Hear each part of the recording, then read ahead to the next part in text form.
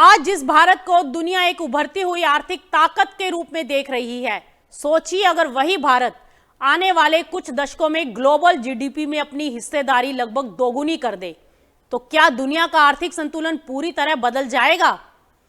एक नई रिपोर्ट ने इसी दिशा में एक बेहद बड़ा संकेत दे दिया है।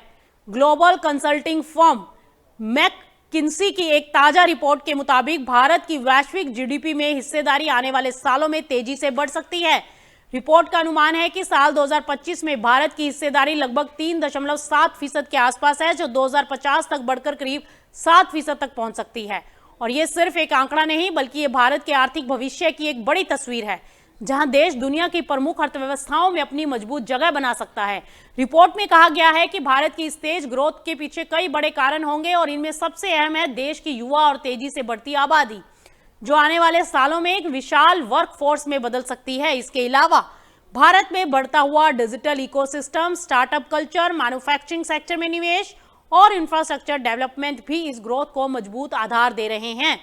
पिछले कुछ सालों में भारत ने वैश्विक निवेशकों के लिए एक भरोसेमंद और आकर्षक बाजार के रूप में अपनी पहचान बनाई है। इलेक्ट्रॉनिक्स, ऑटोमोबाइल, फाइनेंस और सर्विस सेक्टर में लगातार विस्तार देखने को मिला है।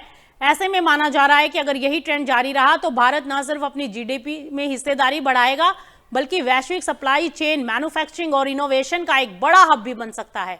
तो यह है भारत के आर्थिक भविष्य की बड़ी झलक। क्या भारत 2050 तक दुनिया की टॉप आर्थिक ताकतों में शामिल हो पाएगा? बहरहाल ये वक्त बताएगा।